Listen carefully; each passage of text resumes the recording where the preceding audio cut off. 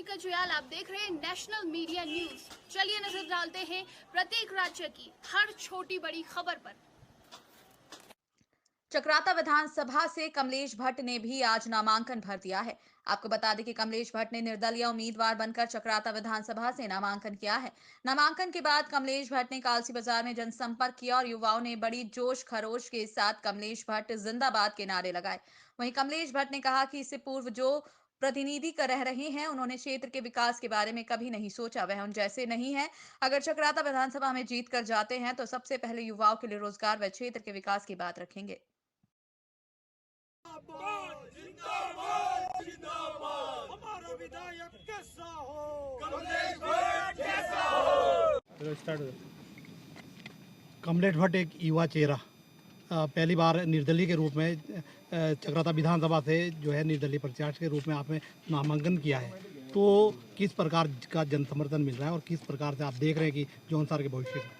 देखिए, मैं पिछले 2005-06 में छात्र संघ अध्यक्ष रहा और इन 15-16 वर्षों में जौनसार बावर के प्रत्येक परिवार के प्रत्येक परिवार से एक छात्र पढ़ता है और उन छात्रों की मैंने पिछले 15 वर्षों से निरंतर सेवा करी है। और आप देखिए कि जौनसार बावर में प्रत्येक परिवार का, चाहे वो किसी भी उनके घर से कोई राजनीतिक दल से उसके जो घर वाले हैं वो चाहे किसी भी राजनीतिक दल से जुड़े हो, लेकिन वो युवा मेरे साथ खड़ा है। और आप देखिए कि जो जौनसार बावर है उसमें युवा के नाम पे परिवर्तन की लहर है और युवा चाहते हैं कि जो युवाओं के साथ जो कहीं ना कहीं अन्याय हो रहा है इस क्षेत्र का, जनजाति क्षेत्र होते हुए भी उनको आरक्षण का लाभ नहीं मिल रहा है। आप सरकारी भर्तियों में देखिए, आज आरक्षण की स्थिति जनजाति की नगण्य हो चुकी है। प्रमोशन में आरक्षण बंद हो चुका है, लेकिन हमारे जो विधायक हैं या हमारे जो नेतागण हैं वो विधानसभा में मौन रहते हैं। आप देखिए जी, होमगार्ड की भर्ती आती है, उसमें पूरे चकराता ब्लॉक 0, कालसी ब्लॉक 0, कहाँ जाएंगे बेरोजगार युवा? इन्होंने पूरे, आप देखिए चकराता विधानसभा में एक उद्योग कहीं इन्होंने लगाया नहीं, एक ईंट नहीं लगे इन 70 सालों में उद्योग के नाम पे। लोग पलायन होने को मजबूर है, सेला कोई में नौकरी करने को मजबूर है। और मैं आपको बताऊं, अगर क्षेत्र की बात बताऊं तो पूरे चकराता विधानसभा में एक एक्सरे मशीन नहीं है। अगर किसी की उंगली में मोच भी आ जाए तो उसे अगर अपना एक्सरे कराना है तो उसे विकास नगर से पहले वो एक्सरे नहीं करा पाएगा। सर, एक तरफ कद्दावर नेता प्रीतम सिंह और एक तरफ रामशरण नौटियाल, उन सब के बीच में संसाधनों की भी कमी है। आप जैसे एक युवा कार्यकर्ता ने एक जोश और जज्बे के साथ मैदान में उतरे हैं, तो क्या लगता है आपको कि किस तरीके से इन दोनों से आप जो है पार पाएंगे? देखिए, मैंने आपको कहा है कि मैंने संघर्ष किया है और निस्वार्थ संघर्ष किया और युवाओं के लिए रात दिन संघर्ष किया है।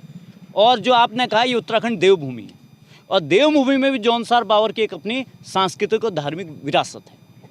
और मुझे ये आशा है कि जब आदमी सही पथ पे चलता है तो धन और संसाधन देने वाले समाज में बहुत अच्छे लोग भी, जो धन संपन्न वाले लोग, जो धन देने वाले और संसाधन उपलब्ध कराने वाले, तो मुझे लगता है जब लोग देखते हैं कि कहीं ना कहीं परिवर्तन हो रहा है और कोई अच्छा आदमी आगे आ रहा है तो समाज में अच्छे आदमियों की कमी नहीं और मुझे उन अच्छे आदमियों का सहयोग निरंतर मिलता जा रहा है। मेरे पे संसाधन भले ही अपने ना हो, व्यक्तिगत मेरा खाता नहीं रहा आज तक, पहली बार खाता खुलाया हुई चुनाव के लिए, लेकिन जो अपार जन समर्थन मुझे क्षेत्र की जनता द्वारा मिल रहा हो, चाहे वो गरीब आदमी कह रहा है कि आपको मैं 100 रुपये दे सकता हूँ, आप मेरी तरफ से ये 100 रुपये रखिए, कोई 1000 वाला है तो 1000 दे रहा है, कोई 50,000 वाला है, ऐसे भी लोग समाज में हैं जो मेहनत करके जिन्होंने कमाई करी है, जो चाहते हैं कि समाज में अच्छा आदमी आए, अपने क्षेत्र का विकास हो, जिनका अपने मातृभूमि के प्रति प्रेम है, ऐसे लोगों की भी कमी नहीं है। सर, आप अभी जनसंपर्क में लगे हैं, तो सर क्या क्या मुद्दे हैं आपके अभी? मैंने आपको कहा कि जैसे जौनसार बावर चकराता में स्वास्थ्य एक बहुत बड़ी समस्या होती है, एक एक्सरे मशीन तक नहीं है। ट्यूनी से जब आदमी विकास नगर आता है तो उस एक्सरे की कीमत उतनी नहीं होती जितना उसका किराया भाड़ा और रहने में लग जाता है। आप ये लगा लीजिए कि जजरेड की समस्या देखिए, आप रोड जो यहाँ की जौनसार बावर की लाइफलाइन है जजरेड, इतने 70 वर्ष से अधिक के समय में वो जजरेड की समस्या आज तक हल नहीं हुई। उसमें करोड़ों अरबों रुपए सरकार का लग चुका है और सिर्फ ठेकेदारों को लाभ हो रहा है। आज भी उसमें आप देखिए जी, अभी भी काम हो रहा है तो खाली नामात्र फॉर्मेलिटी हो रही। अभी बरसात आएगी तो जजरेड नहीं।